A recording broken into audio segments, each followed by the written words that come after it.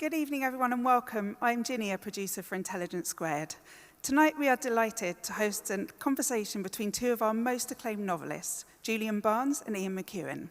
Julian Barnes is the author of many novels, including Flaubert's Parrot and the Booker-winning The Sense of an Ending. He's here tonight to talk about his new book, Departures, a book that he recently announced will be his last. His host this evening needs no introduction. He's Ian McEwan, also a Booker winner and author of Atonement, On Chesil Beach, and most recently, What We Can Know. Now, they're going to be talking for about an hour, but there will be time for your questions too. So start thinking about your questions for them. We've got 2 microphones on stands in the gallery, and there'll be ushers with microphones downstairs. And one last piece of housekeeping. While there won't be a book signing after the talk tonight, Julian's been busy signing all copies of Departures, so all books on sale will be signed by him. Now, please join me in giving a warm round of applause to Julian Barnes and Ian McEwan.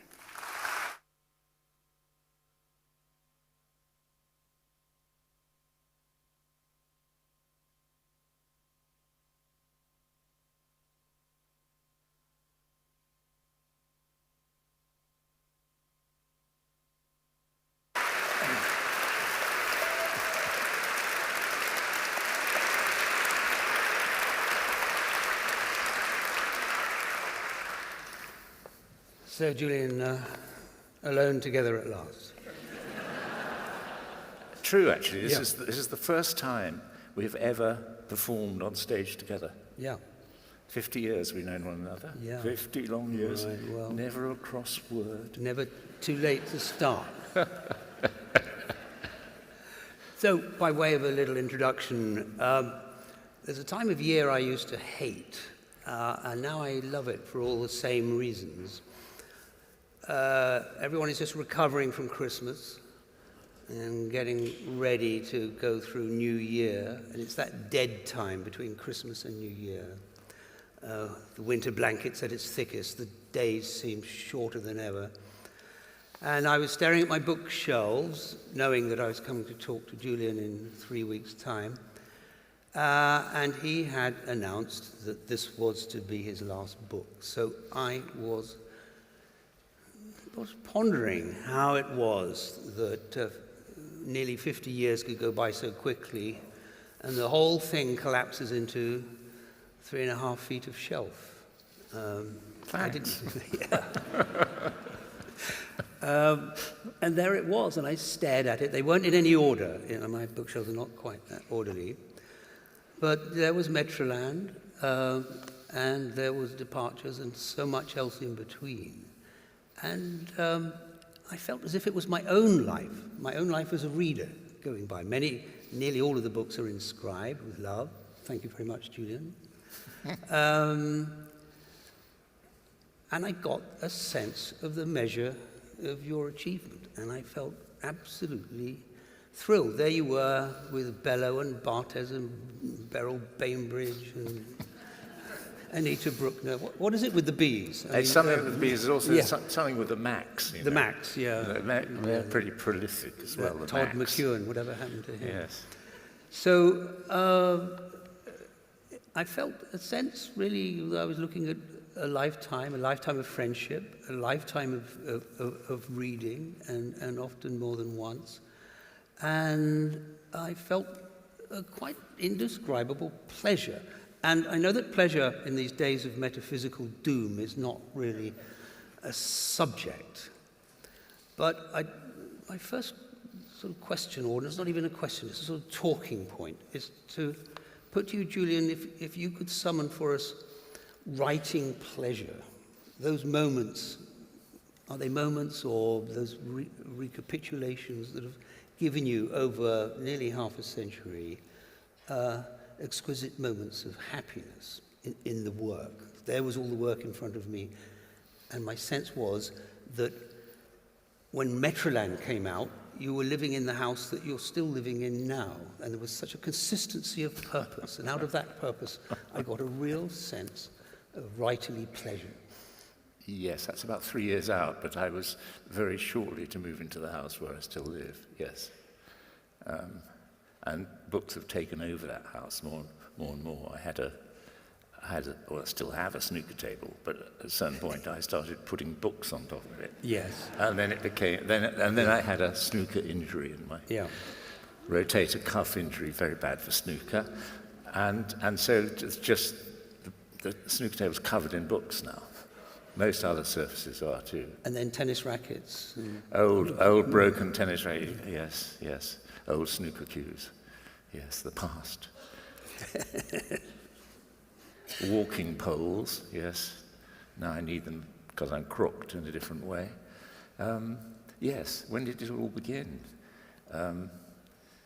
I think it began in the Pillars of Hercules pub when we were both circulating in London about 1974-5. Yeah. And one of our early patrons was a wonderful man, poet and critic called Ian Hamilton, who was extremely severe and sarky on the outside, but had a wonderfully soft heart.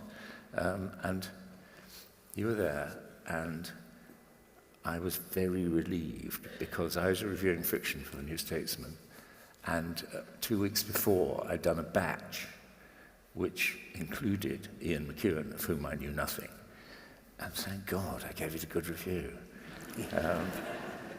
And it was, I can't remember who else was in the batch apart from Michael Cousteau. Do you remember him?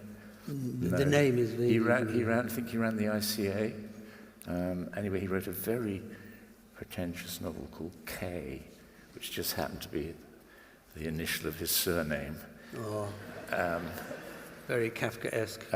Yes, and so we met, and I think there was an election coming up, and anyway, we didn't not get on. We did not get on. Yeah. But I still want to push you back to the notion of writing pleasure.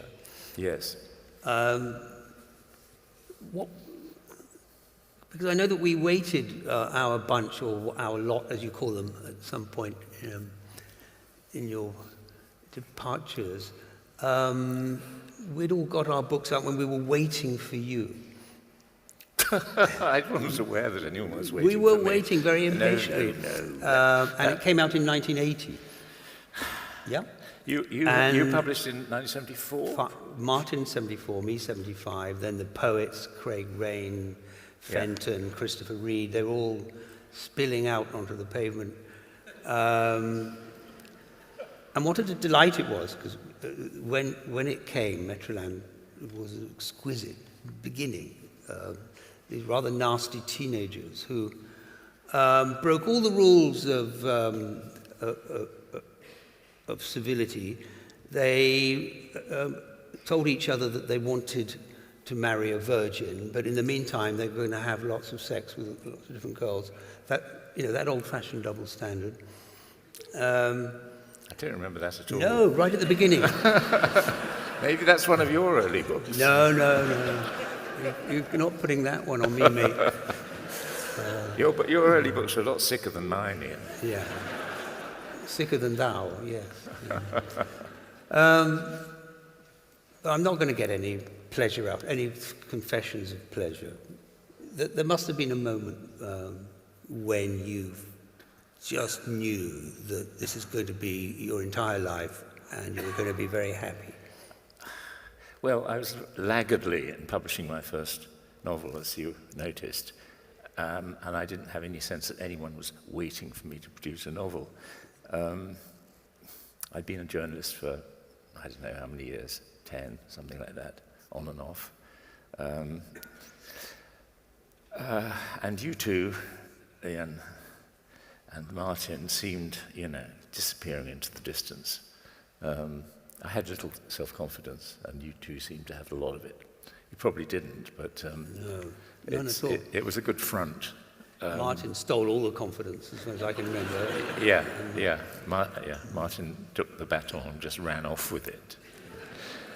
You had a nom de plume which was sort of shared around, Edward Pig. Yes. Rightly named, but spelt P-Y-G-G-E. And those spells, when you were being Martin Pig, were so suave and sophisticated. I felt completely intimidated by you. So when you told someone recently that you were painfully shy and didn't speak up at editorial meetings at the newsstand, that was completely new to me. Oh, gosh. I thought Edward Pigg would hold his own anywhere. Yeah, but when you're writing under a pseudonym, you can be much more self-confident, cocky, and down-putting than if you've got your own name there. You could be a pig, yeah. And also there's tradition. Edward Pigg was a creature, I think, put together by Ian Hamilton, John Fuller, and someone else. And he appeared first of all in the Review, and then in the New Review, and then he spread to the New Statesman. And various people could be Edward Pigg, but they really needed my permission. Anyway, he's now dead. So he had various colleagues. I reviewed a book of Robert Bresson's Pensée, and it was reviewed by Édouard Pige in the New Statesman. And then there was, I remember our friend Russell Davis did something under the pseudonym of Edwina Pig. So it was It spread around. It was spread around, yes, generously. At least, half of that cast, maybe 2/3, are dead. And you write, the opening of Departures has the most splendid bit of investigation and speculation about the nature of memory. You think you have remembered something just so, and the more you have remembered it and retold it, the more you become convinced of its truth. And I feel that already having this conversation about the Pillars of Hercules. It's a pub in Greek Street. Upstairs was the editorial offices of the New Review. So the pub was really the saloon of that magazine, which was sort of loved and hated. People thought it was too expensive. It cost 75p. And I remember a moment of great humiliation then in Hamilton, who I had not yet realized had a soft centre. In those days, I didn't drink much, and I didn't really know what I wanted to drink. I thought that wine tasted filthy and beer just made you want to go to the loo all the time. And so I drank gin and bitter lemon, because, bitter lemon tasted nice, and it meant you couldn't taste the gin. So I was at the bar with Ian, and he in his masculinist way, had ordered a pint of bitter and a whiskey chaser, or whiskey avec, I don't know if it was. And he said, "What would you like?" And I said, "Gin and bitter lemon." He said, "He'll have a gin and you say it." Yeah. And I said, "Bitter lemon." So. Yes. People, the dead especially, shrinking into anecdotes, because as you have noted, because the parallel story, of course, was Ian was at the bar getting us all a gin and tonic, and someone said, I can't possibly drink a gin and tonic at 11:15 in the morning. And Ian said, "You're not meant to like it." Yes. So, if you want to ask yourself what happens after death, you become an anecdote, if you're lucky. Yes, you become a set of anecdotes. Yes, and in our case, a lineup of books on a shelf. Because, in my memory, and by the way, we will get to serious business of the book in question. In my memory, there were two centres for us across London. Yes. The New Statesman, once you started editing it, the back half, the literary half, the arts pages with Martin, and the Friday lunches. Mm-hmm. Mark Boxer. These names, many of them will not mean much to you. Martin, of course, Clive James. Terence Gilmartin. So all of those dead. just you, me, and Russell Davies, really, I think, left. Piers Paul Reed is still alive. Yeah. I met him the other day and I said, "You're looking very good for 90." And he said, "I'm not 90." We don't get less touchy as we get older. Well, on that, my literary agent in New York, on his birthday a couple of years ago, wrote to me, and I wrote, said happy birthday, and he said very wistfully in his email, "Oh, to be 90 again." He was 97. So every time you turn one of those sort of cornerstones Yes. or monuments, 40, 50, 60, 70, just remember that there are still people pining to be 90. I remember Martin always used to say no one wrote anything good after they were 60, Yeah. which he rather stopped saying as he carried on publishing. And then, as I've been reading, as you doubtless have, the Updike letters. Yes. And there's one letter where he says, maybe writers should stop at 70. Yeah. But no. No. But now I say writers should stop, and some do stop at 80. Well, so you've got another 3 years, I reckon, or something. I remember when you famously said that the Booker Prize was posh bingo. You changed your mind on that, and I can't remember why. No. Memory. What I actually said was the only way for writers to stay sane is to treat it as posh bingo. History has edited that. I know, history's edited. Now I say it's posh bingo. And actually I don't really mind, because it sounds sort of, Booker Prize. But I also remember you saying around the time, you said you've now won the Booker Prize, so that means you will forever be introduced as Julian Barnes, winner of the Booker Prize. Yeah. You had been Ian McEwan, winner of the Booker Prize for about 15 years or something like that by then. Also, when you get run over by a bus, it says Booker Prize winner. Yes. Hosed off the street. So, we were lucky.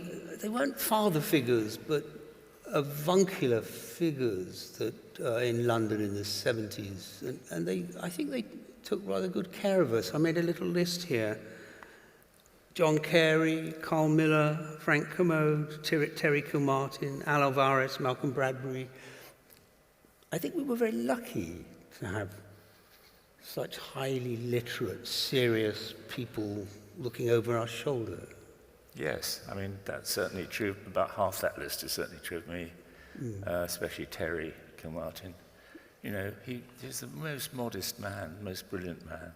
And by day, he edited the Observer Books pages. And then he went home and carried on retranslating Proust. I don't feel, I hope there aren't any literary editors in the audience, I don't feel that weight, perhaps. Softly spoken, gentle man. Yes. Now, he shrunk into an anecdote. Yes, I've got a very good tell anecdote. It about I've the got war. a very good anecdote about Terry Kilmartin. He was... I'll turn my phone off. There was a party he was at, and Edna O'Brien was there, and they were arguing. At a certain point, Terry said, "Oh, fuck off, Edna," stormed out of the house, slammed the door, got into the street and realised he'd walked out of his own house.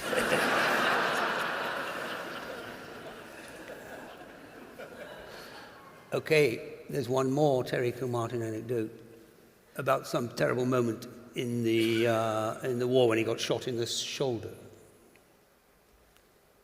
He was shot in the shoulder? Yes. Don't know. And Yeah, carry on. He thought he'd have... That's not the punchline. No. And he thought, well, no, it won't be so bad, and I'll just stand here and have a cigarette. And after he had inhaled, he saw the smoke coming out of his shoulder. And then he realized he was seriously injured.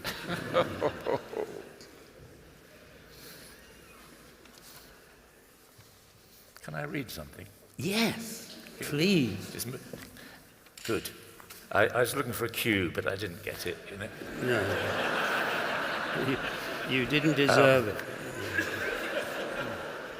I feel sure that you all want me to read from my book at this point. And we are obviously going to talk about memory and its fallibility and its oddities. And so I'm going to read you a couple of pages from the very start of my book, which introduces the concept of IAMs, which are involuntary autobiographical memories. And I have a friend who's a consultant radiologist, who's known as Dr. Jackie. And she, for years, has been sending me clippings from the British Medical Journal. She knows my taste for the obscure and slightly weird. The most recent clipping sent by Dr. Jackie had, appropriate enough, a literary heading: Proust and Madeleine together in the thalamus. Naturally, I read on. Madeleine, you will recall, was not the love of Proust's life, but a biscuit that, when dropped into tea, created an involuntary autobiographical memory, an IAM. The report's source was the journal Neurology Clinical Practice, and its subject, a 45-year-old man who had suffered a left posterothalamic hemorrhagic stroke. The consequences were much more extreme and particular than the gentle jolt Proust received from a Madeleine. The patient disclosed that, quote, tasting apple pie would trigger memories of all the pies he had ever tasted. They would be experienced in proper chronology and would rush into his mind like a cascade. My first reaction was one of alarm. Imagine such high-speed assaults by forgotten memories, a historic avalanche roaring across your perception of the present, tearing up your very sense of yourself. And as a friend pointed out, what if the triggering experience was not as life-affirming as eating an apple pie? What, he said, if you farted, however quietly, and were then presented in chronological order with every single fart you had ever let loose, and so on. You can provide your own examples without difficulty. Imagine the exhausting thought or sight of a few thousand bacon sandwiches flashing through your consciousness. And would their quality and difference, plus your reactions to them, be replayed as well? My second reaction was more considered and more rightly. IAMs would certainly help with autobiography.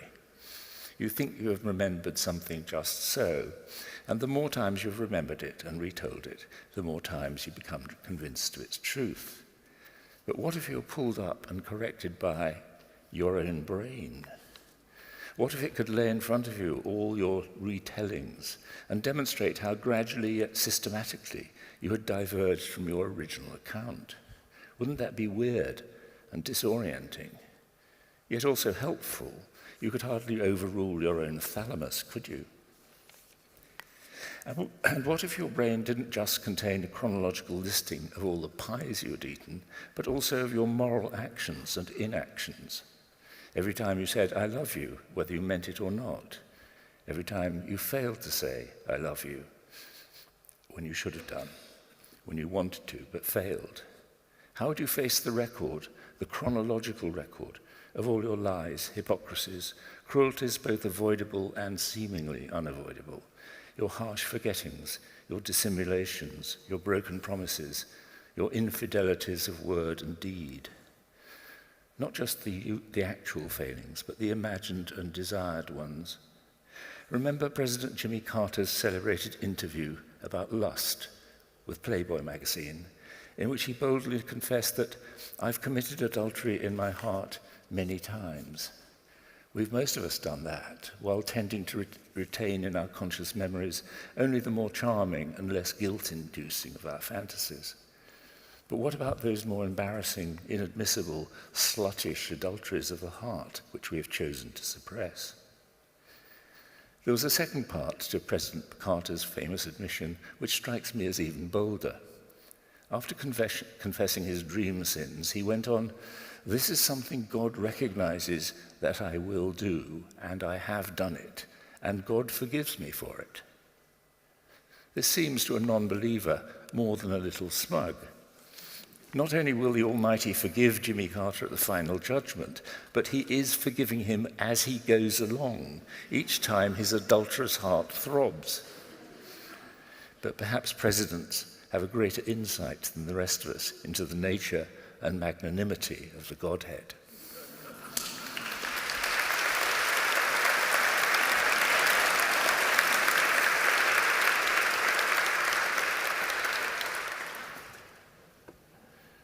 Just want to linger one little moment in the 70s. Do you think we had it a lot easier without the internet, without social media, without book influencers, when all that mattered when you published a book was what the listener said, or the observer? Yes. I don't know. I mean, one of the things you want is comeback. And I suppose that nowadays you can get comeback from all sorts of directions, all sorts of people. Whereas if you were savaged in the listener by Derwent May. Derwent May or Hans Keller, Yes, for example. right. There were certain people there who, if you saw their names on the byline, you thought, No, it wasn't going to be good. It was a smaller critical world, yes. And it was populated by boys and men. Well, yes and no. I mean, I'm often brought up and even presented with the photographic evidence of the famous 1983 Best of Young British. Yeah. And the sort of semi-myth that it was all white English boys. It wasn't. It was the most diverse list that there has ever been, and subsequent lists have been much less diverse. You know, there was Salman Rushdie, there was Shivanai Paul, there was Buki Emecheta, there was Kazuo Ishiguro. There were about 5 or 6 women. And so we were showing the way with diversity. Very little did we know. We just thought these are the good writers that these people have chosen. I'm glad you rescued the 70s for us there. The publishing houses, on the other hand, and the literary pages were much more clubbable than men, weren't they? And my sense of it was, the first time I went to my publisher's office, which was in Bedford Square, Tom Mashler's, and he kept me waiting a long time. And I stood in his office and I went to look at his bookshelves and looked at all the books published by Jonathan Cape. And I must have been looking for 2 minutes before I saw a single name that I recognized. And it gave me a sense of the writerly death that maybe I thought maybe this is a kiss of death publisher. Am I in the right place? Well, it didn't turn out to be that, did it? No, kiss of life. We're both Cape authors. We've both been Cape authors for approximately 50 years. Boytown, I think, was Martin's nice word for it. But anyway, before talking to you tonight, I reread Departures, and I think I said to you in a note how much I admired its structure. Now, I think structure is an almost invisible element first time you read a novel. But I had this very strong sense. So you read from this wonderful and rather startling opening on memory, its unreliability above all. You then announce in that same section that this is your last book. And at that point, I thought, I don't believe this, because this is not Julian Barnes, this is Julian Barnes, this is a narrator. Yes. So already structurally, I'm now reading this as if through a gauze of irony. Then your story begins, A story that doesn't have a middle, it has a beginning and it has an ending, as you frame it. And you evoke your time at university, Oxford, Magdalen. Unlike my university, I had a deer park and snake's head frittery growing on the banks of the Charwell. Still you were complaining about it, but anyway. And your two friends that you quite instrumental in bringing together, Stephen and Jean, and your role in that. And then that stops. And then a rather dramatic reflection on illness and death. And partly I'm saying this too because many people here will not have read this novel if we're going to talk about it. Yeah. I'm going to give nothing away. I'm only going to talk about its structure. No, just make it sound appetizing. Yeah. And then, brilliantly and compellingly, you talk about the radioactive or radiative effects of grief, about which, tragically, you know a fair bit. And then we come to, I think, the most remarkable bit of this novel. We jump 40 years. Stephen and Jean, who had split apart after their university years were over, and they want to get back together, and Julian Barnes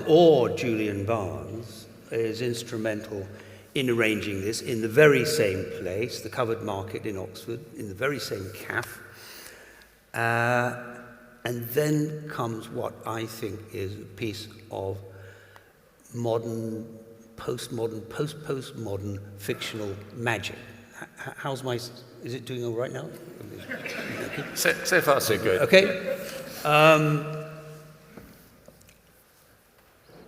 The relationship is rekindling, we learn from Julian, that they are rekindlers. And I looked it up, 6% of marriages end up in remarriages in the UK. But they were never married, so we don't quite know what the figures for that would be.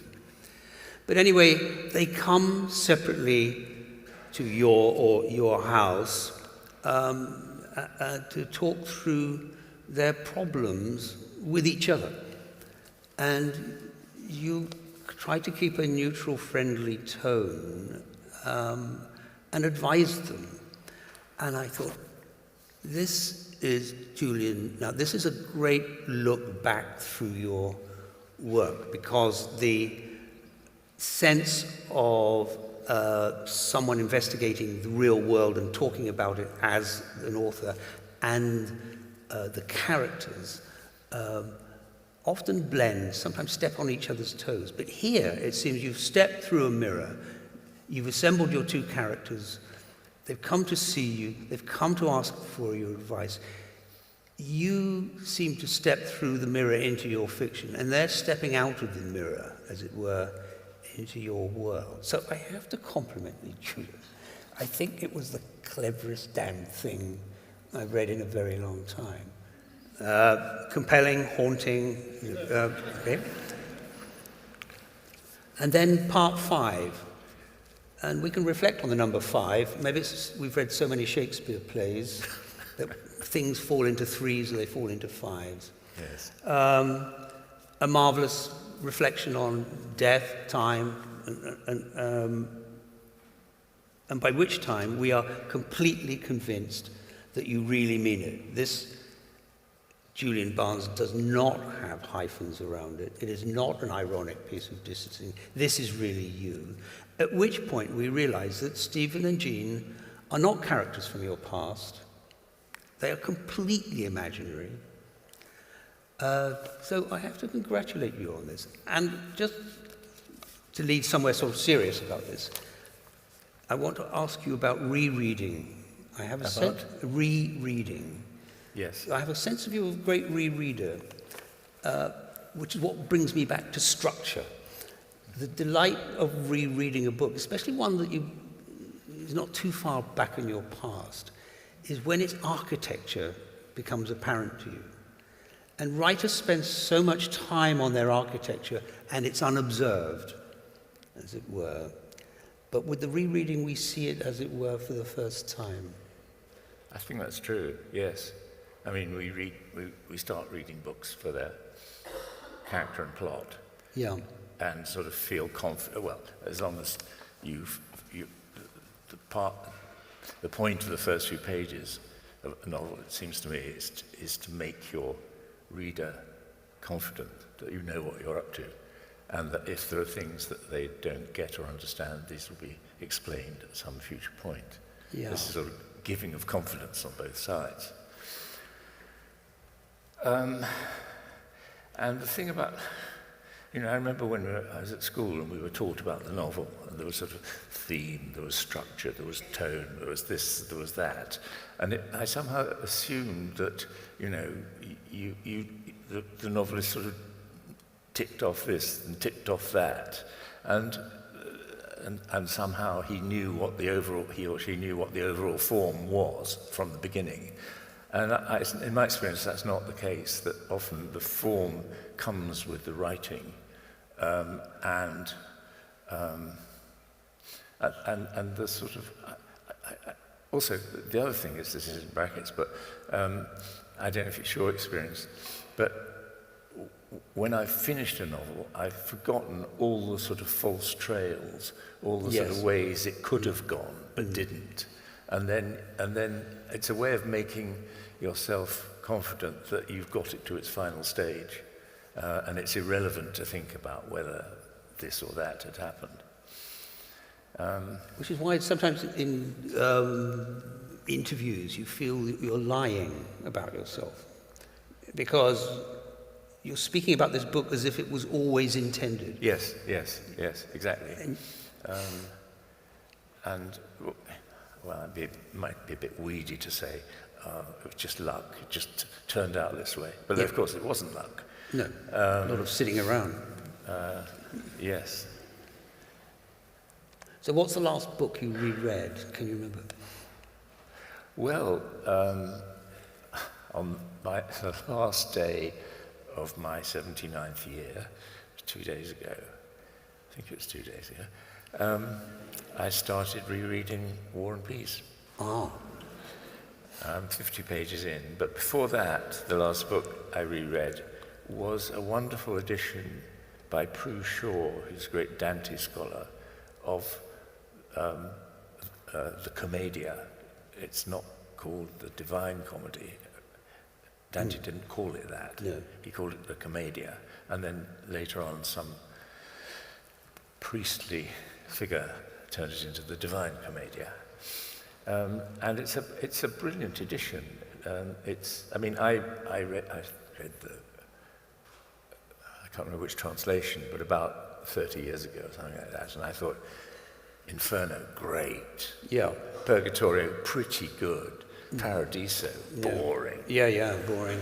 Happiness writes white. And it's not like that at all. This is an edition which is probably about 360 pages, and it's partly a translation, and it's partly a commentary, but the commentary and the translation and the notes all run through the same page. They're set in different typefaces. So there's none of that, I must look at the original Italian, and then I'll look at the translation, then I'll look at the commentary, then I'll look at the notes, You get it all in one go, and it's brilliantly done, and she sort of cuts out the boring bits. That's the other thing. There are some boring bits, but also it made me understand the Purgatorio, the Paradiso, as I never had before. I was always rather lazy with it, and also how contemporary it is, and to its time, and how political it is. If only it were true. If only it were true. Oh well, that's another thing. Yeah. It's funny that I had to go to hospital for a new knee, and I thought, well, I'm only allowed to do 80 steps a day for some weeks. And I thought, I'll reread War and Peace. But I hadn't accounted for the strange effect of very powerful opiate painkillers. That I read the first page and realized I couldn't remember anything. Yes. And I must have read, so talking about rereading, I read the first page, I don't know, 7 or 8 times. And then thought, I'm not up to this. I cannot do this. Yes. So, related to structure, let me read you something because there's something about this that strikes me as perfection. The old man stood as close to the window as the soldier would allow. It's the first line of your novel, The Porcupine. Is it? Yeah, and it's bloody good. I didn't recognise it at all. Right. Can you read it again? Yeah. The old man stood as close to the window as the soldier would allow. Yes. It's great, isn't it? Yes. So who is this old man? Well, he's the ex-head of state, and he's about to go on trial. The soldier doesn't want him committing suicide by jumping out of the window or escaping or whatever. Making signs. But anyway, it's bare and spare. And so it made me think, let's talk about first lines in your books and any other books. Here's another one. You'll get this straight away. You'll start off at 10, okay? She stood before us without notes, books, or nerves. The lectern was occupied by her handbag. She looked around, smiled, was still, and began. She then, I guessed it. Elizabeth Finch. Well done. Yeah, yeah. Your last novel. My last novel, yes. Well done.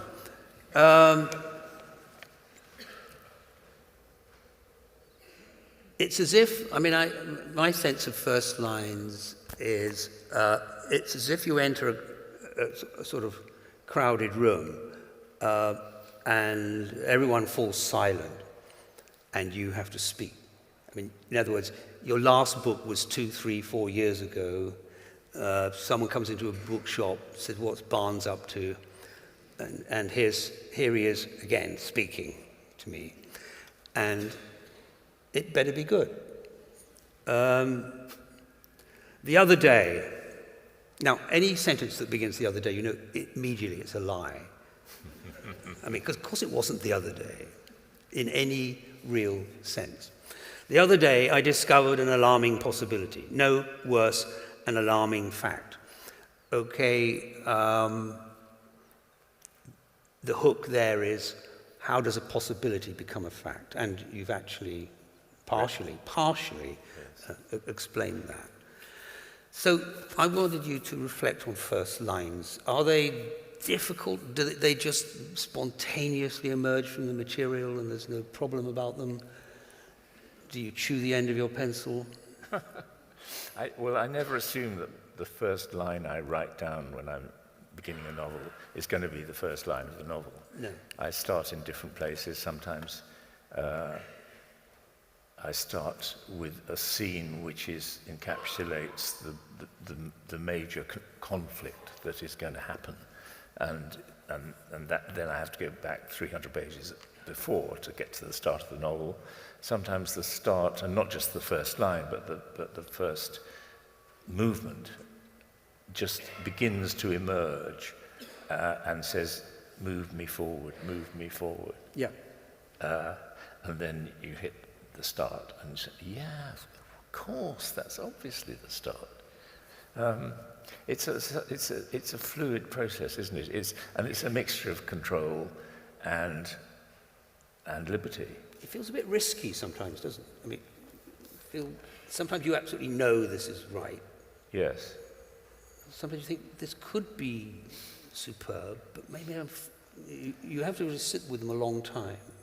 Yes. And if they still seem good. And sometimes you think, well, I can bluff this bit. Yeah. I've read it 5 times. Yeah. Seems good to me. No one else is going to read it 5 times. I can get away with it. Can you get away with it? They are going to read it 5 times.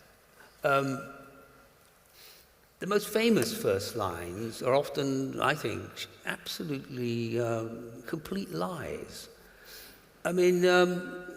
It isn't universally acknowledged that, and I think we will agree on this, happy families are not all the same. And you point out in this novel, actually there are lots of ways of being happy, but misery does have a kind of a lot of powerful links in common with every form Tolstoy, from his wrong reading. about lots of things. I came across an untypically marvellous line from Kingsley Amis on this matter. He said, "There was no end to the ways in which nice things are nicer than nasty things." So I'll read that again. That's Kingsley Amis, is it? There was no end to the ways in which nice things are nicer than nasty things. In other words, that nasty things do have a lot of things in common, whereas there are all kinds of ways in which nice things are better than nasty things. And I think someone else, and I think it was Iris Murdoch, picked this up somewhere in an essay and said, "This makes me realize that part of the uselessness of fiction when one's hunting for a moral in it can largely be boiled down to nice things are nicer than nasty things." Yes. Well, she was keen on having morals Yes. in fiction. And she did prove that nice things are nicer than nasty things. Not that it needed proving, but I- we like it. I only having met her once, and I was hanging around. I don't know what I was doing at a party. And she said, "What do you do?" I said, "Well, I don't really know what I do. I can't decide what to do." And she said, "You should go into the civil service. It's very good for making moral decisions." I thought, God, she's only met me 20 seconds ago. She clearly didn't like you. No, she worked in the civil service, did she not? First line, one of my favourite first lines. My mother died today, or perhaps yesterday. Yeah. L'étranger. L'étranger. It's absolutely sensational. And this is the saddest. This is the saddest story I've ever heard. Yeah. Yeah. That's pretty good. Yes. How could you stop Four nights reading? forward, The Good Soldier. Yeah. How could you stop reading? And it's also one of those first lines which isn't quite true either. It's not a story he's heard. He says, "I'm going to tell you the story I've heard," but it's a story in which this person speaking, has been in it up to the neck. You know, he hadn't heard it. He's making it sound as if it's more distant from him than in fact it is. The first line of Graham Greene's Brighton Rock. I'd been in Brighton 1 hour before I learned that someone wanted to kill me. Pretty good. Yes. But, rather low.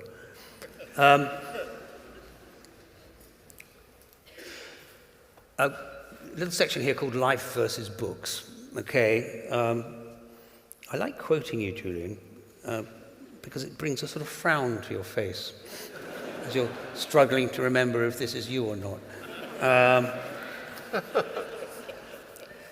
If it's good, I'll claim it. Okay. Life and reading are not separate activities. When you read a great book, you don't escape from life, you plunge deeper into it. What you are essentially doing is furthering your understanding of life's subtleties, paradoxes, joys, pains, and truths. That is me at a slightly pompous tone of voice, but I back That's the way it. I read it, yeah. Yeah, it's the way you read it, yes. That's You were responding to that, often quoted, some people say that life's a thing, but I prefer me, reading. I prefer books, or something. Reading, yeah. Yes. I only ask because your fiction is absolutely drenched in your reading, and it seems to me that this quotation of that essay, which was published in a pamphlet form, it sort of is a kind of explanation that one's reading then becomes one's experience, and that experience shapes one's writing. And writers team through this book. I mean, you mentioned Proust already, but many of your familiars are there. Flaubert, of course, Larkin, Baudelaire, Gautier, Mauriac. And it's not about erudition. I think it's about how reading rewires your mind, your brain. And it's very strong in what you you write. Yes, but I jib at the idea that your writing should be drenched in reading. It should also be drenched in your experience of life and your knowledge of life. But you're saying the two are the same. Am I? Yeah. They're not separate activities. Yes. So you're allowed to do it. I'm giving you permission. Yes, they absolutely interpenetrate one another. Yeah.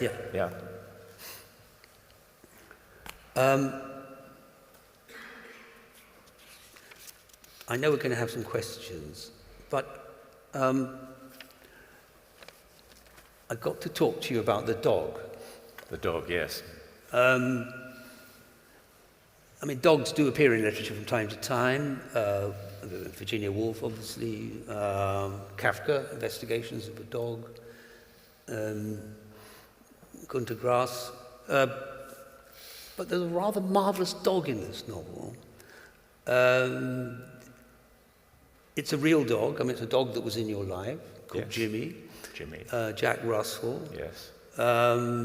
You would need plenty of warnings before meeting him. In other words, you could stroke him in the daytime, but not once the sun had set. Yeah, stroking on the back. It was a specific stroking on the back until at the sunset, yes. Yeah. Then he bites you. Then he bites your thumb. Yeah. He's the only, when you gave him dog food, he would look at it, glare at it for a while, and make you feel that you've let him down. Because he only really liked human food. Increasingly he liked human food, yes. But you met him. I met him, indeed. You met him. That's why I was startled to find him immortalized in fiction. Yes.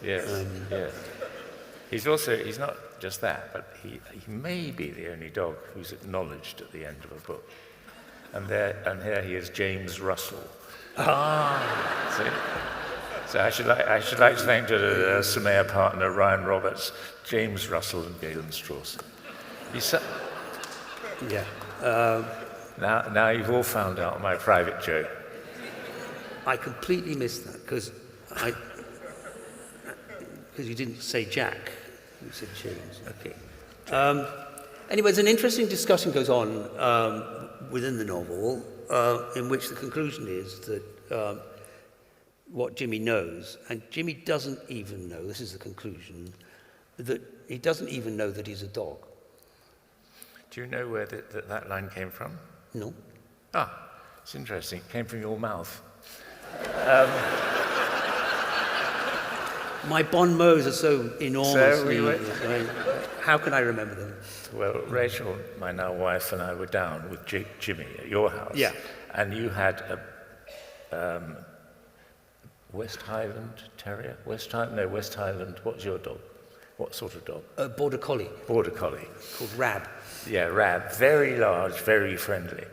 So we bring Jimmy into the kitchen. He looks around, swaggers across to your dog's bowl and starts eating it, to which your dog didn't mind at all. Anyway, at a certain point, I was saying, Jimmy, I mean, he's an old dog now, and it's sort of sad he doesn't know he's an old dog. And you said rather sharply, doesn't know he's an old dog, he doesn't even know he's a dog. Well, Maestro. What I've written here, and this is partial memory. In my notes it said, you talk about he doesn't even know his dog. Funnily enough, I've had that same conversation about our dog. He didn't know he was a Border Collie. He didn't know he was a dog. But then I thought, maybe we should talk to our philosopher friend Galen Strawson about this, because I thought, yes, but he knew exactly how to behave like a dog. So he knew something. Yes. And he never put a paw wrong.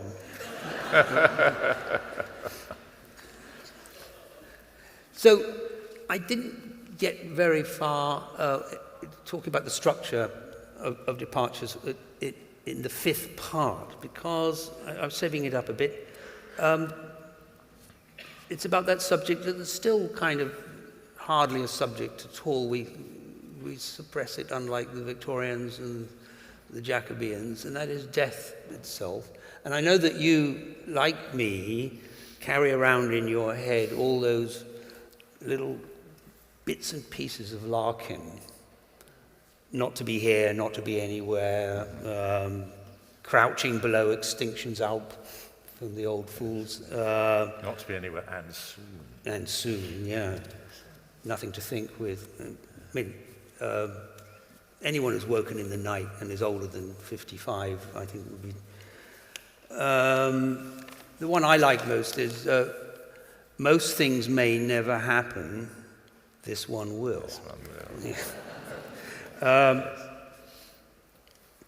So there's a book I wanted to give you, Reflections on Ordinary Matters by the great American philosopher Thomas Nagel. You know of him?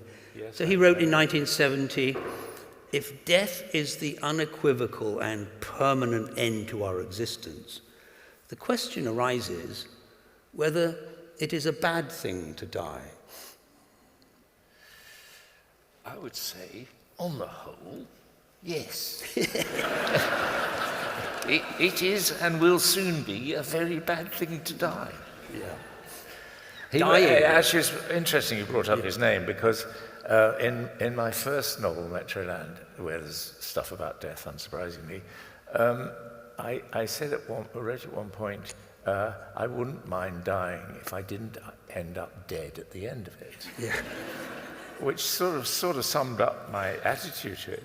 And then about 20 or 30 years down the line, someone suggested I read some Nagel when I was writing a book called Nothing to be Frightened of, which is about family and death. He said exactly the same thing. Oh. And just about 6 months before me, the bastard. Right. You know? Well, you just have to say great minds think alike, don't you? And Exactly. leave it at that. Great minds think alike. Nagel goes on to say, that we don't feel it was that bad before we were born, when we were nothing at all. But of course, then we were going to become. And there's a lovely line, again in the old Fools, Larkin, that makes exactly the same point as Nagel. Larkin has this phrase, then we will become the million-petaled flower of being here, which is, it's an exquisite formulation.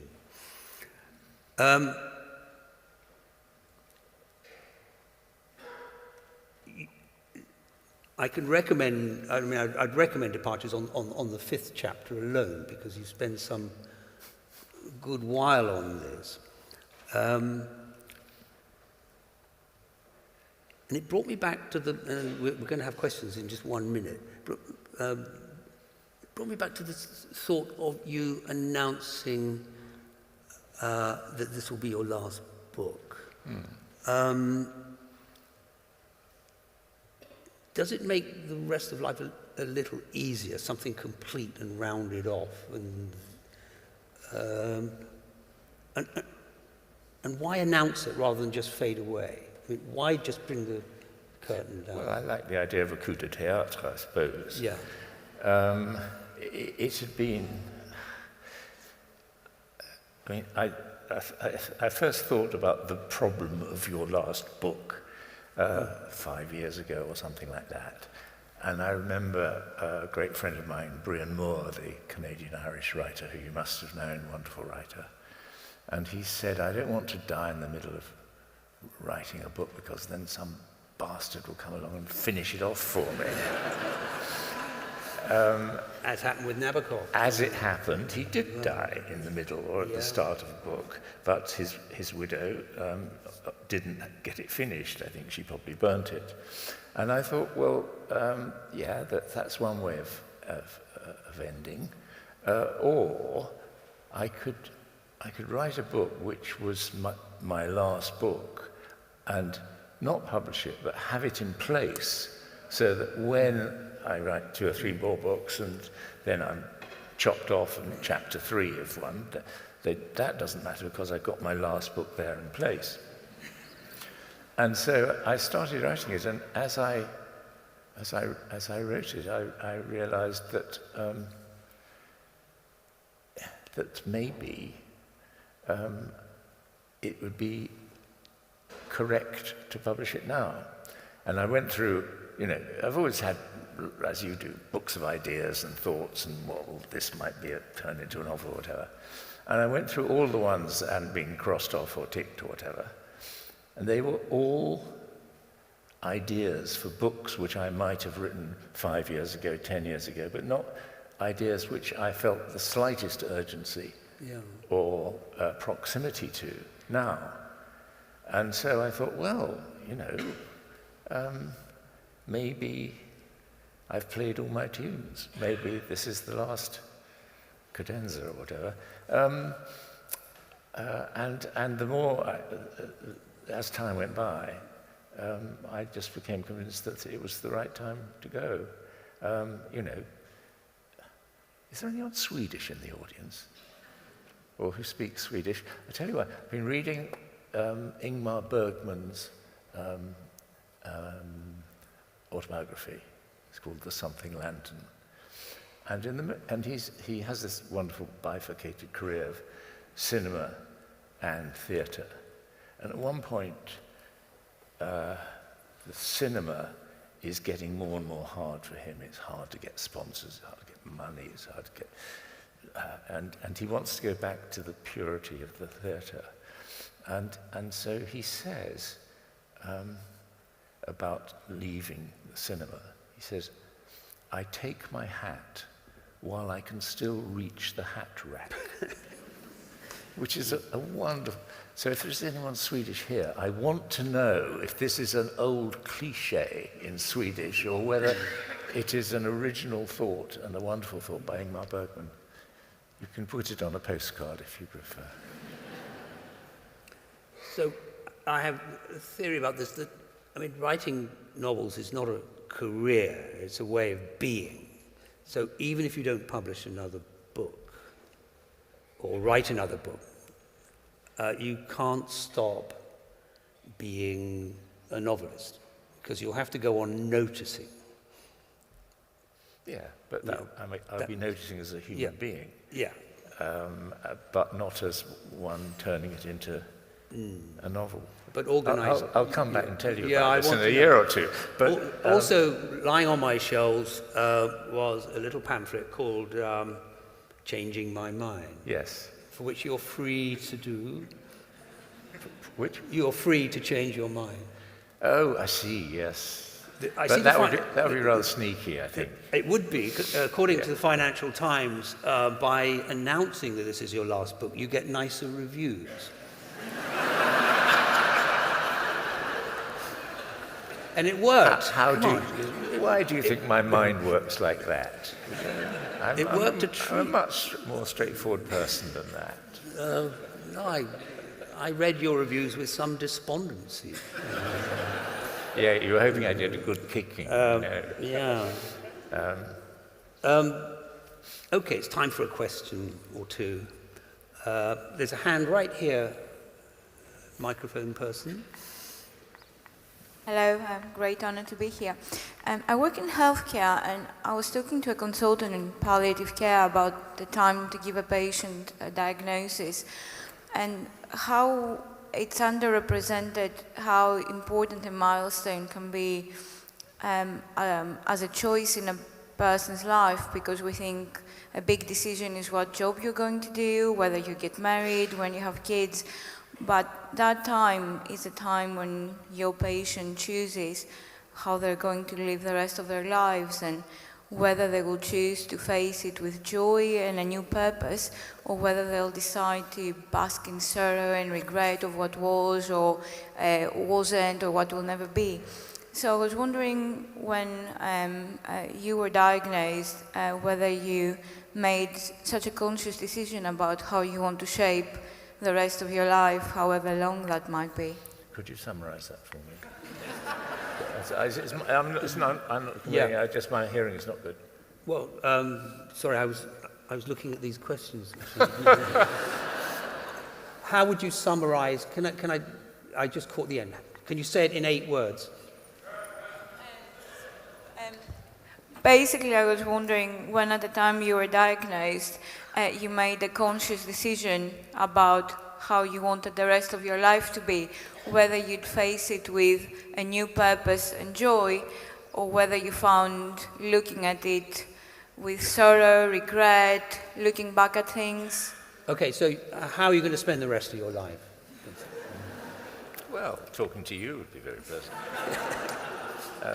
I think this was related to my blood cancer diagnosis. I think it didn't really change me. I mean, I won't go into detail. You can read the detail in the book. I don't think it changed my attitude to life, and it didn't change it wasn't part of my decision to make this my last book. Mm. Let's have another question from... Haven't you got some questions on your tablet? Yeah, I'm still thinking about those. This gentleman here in the 4th row. Thank you very much. Julian, I want to challenge what you said on unfinished books. Your favorite French author, Flaubert, didn't finish Bouvard and Pécuchet. And so the question is, one of you must be wrong. Is it Flaubert writing Bouvard and Pécuchet and not finishing it, or you making a decision that it will be your last book? And what will change your decision to write another book after this one? Can you summarize that for me?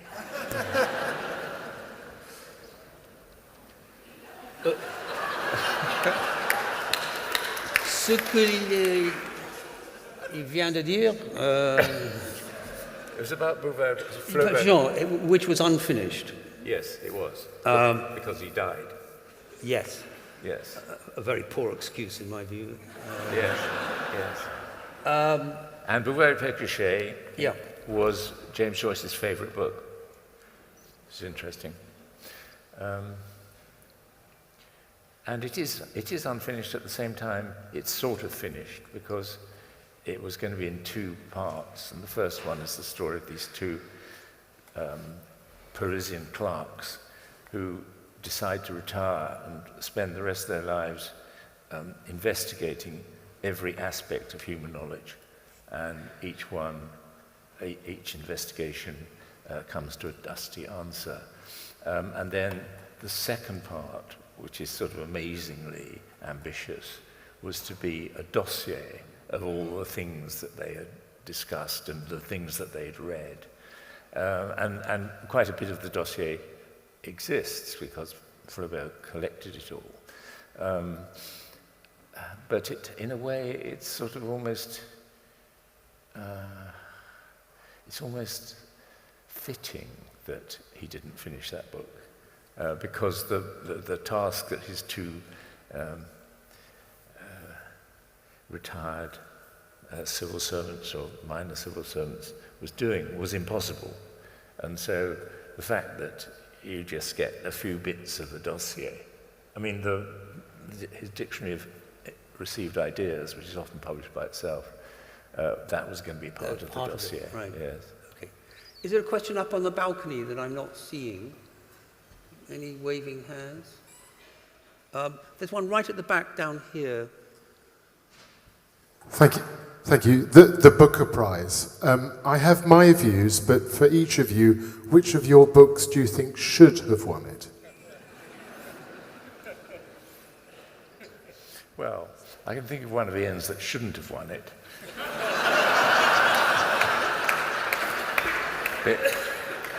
Because I was one of the defeated in the same year.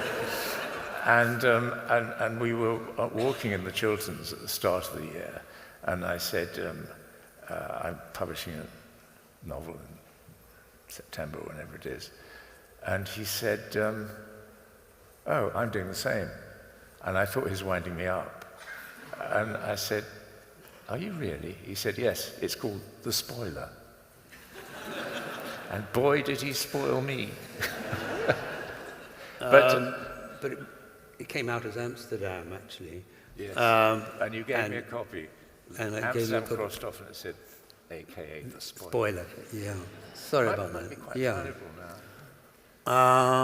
Well, obviously, I should have won it for several of my books. But you can't win it every year. It's one of the rules, I think. So you have to live by the rules, as Donald Trump said. Here's one from the... But do you think you should have won it for a different novel? That's the question. Oh, yeah, I should have won it for Atonement, of course. Yes, I should have won it for Flaubert's Parrot. Yeah, I think that too. You should have won it for Flaubert's Parrot. Hard luck, mate. It's 50 grand, you know, the new conservatory or whatever. You know, too bad. So here's one. It's a familiar one, but it's got a nice twist to it. What advice would you give to emerging novelists in a world that is reading less than ever? Read more. Whenever someone young says, I want to be a writer, what should I do? I say, read, read, read. Yeah, how about write? Well, if you want to be a writer, do some writing. Yes, but then you enter the fray unclothed. Yeah. Yeah. Oh, you have to read, of course. Can we see any more hands? One more. Oh, on this side. This lady here. What do you think of autofiction as an approach to memory? I have mixed feelings about autofiction. Autofiction depends on someone having an interesting life, seems to me. And sometimes some autofictionists don't. They just have a great interest in their own lives. So it's kind of tricky. And at its worst, it can be a sort of maximalist minimalism. It's also been going on for a long time. It's interesting that Ian and I, a couple of years ago, were discussing a book we were both set to read in French class in adolescence. Do you remember this? Yes. Yes. It was Le Notaire du Havre by Georges Duhamel. Yeah. And it's a story about it was published in 1920, something like that.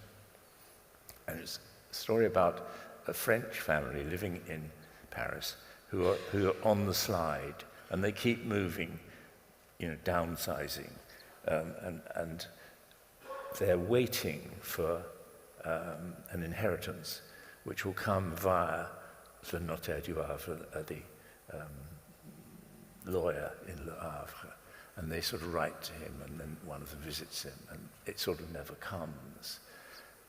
I didn't realize until I found a second-hand French copy that A, it was the first of, I think, a series of 4, the Pasquier novels, and B, there was an introduction in which it was patently clear that it was absolutely autobiographical, it was absolutely autofiction. Yeah. I'm going to have a last reading.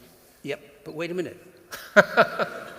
Just to answer the question on autofiction, I happened to write down something from Henry James, who's always good advice. And he says something that's so obvious, but it needs to be remembered. He says, the deepest quality of a work of art will always be the quality of the mind of the producer.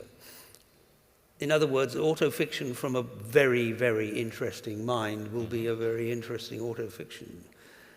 If you don't have an interesting mind, the corollary of this is, don't become a novelist. You heard it tonight. Don't do it. He knows how to do it. I'm going to finish by reading the last. What? one more. Yes, please. This is the last page of the book.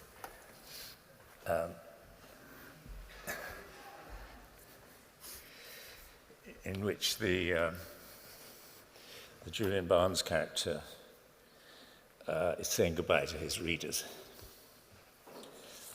I shall miss you, whatever that means. Each word in that phrase is weakened and undermined by death. That shall becomes, or will become, meaningless. And now, at the last, I have no grand pronouncements to offer, no famous last words. Though I came across a good example recently, the First Lord Grimthorpe's urgent dying message to his wife.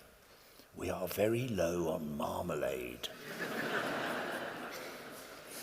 Instead, let me thank you for your sturdy presence, invisible yet lurking, like my cancer. When asked how I see our relationship, I reply that I'm not a didactic writer. I do not tell you what to think or how to live. I do not write ex cathedra. Novelists shouldn't speak down to readers from an assumption of greater wisdom. Instead, I prefer an image of writer and reader on a cafe pavement in some unidentified town, in some unidentified country. Warm weather and a cool drink in front of us. Side by side, we look out onto the many and varied expressions of life that pass in front of us. We watch and muse. From time to time, I will murmur things like, what do you make of that couple? Married or having an affair? Look at those fashion victims, so pleased at being themselves, it's almost touching. Where's that priest off to in such a hurry? What does that kiss mean? An old couple holding hands, that always gets to me.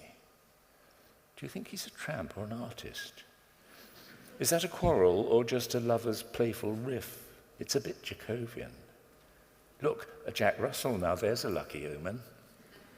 There can't be rain in the air, can there? Do you think there's a God? You know I don't. And why are they looking at us all of a sudden? Ordinary conversational mutterings, one or none of which might possibly metastasize into a story. Out of the corner of my eye, I see that you share my attendingness, but I rarely catch your replies. You're sitting on my deaf side, I'm afraid. Still, I hope you've enjoyed our relationship over the years. I certainly have. Your presence has delighted me. Indeed, I would be nothing without you. So, I'll just rest my hand briefly on your forearm. No, don't stop looking. And then slip away. No, don't stop looking. Thank you.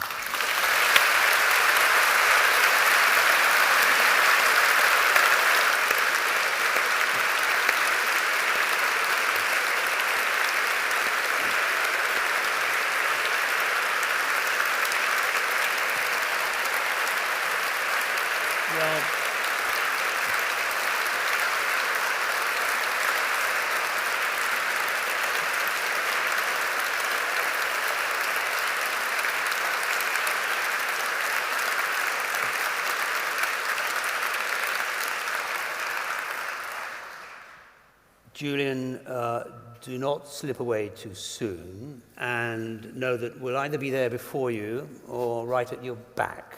So thank you very much. Thank you. Happy publication day, day after tomorrow. And there are signed copies of Julian's books, wherever the signed copies are. Signed by me, not by him. Thank you. Thank you.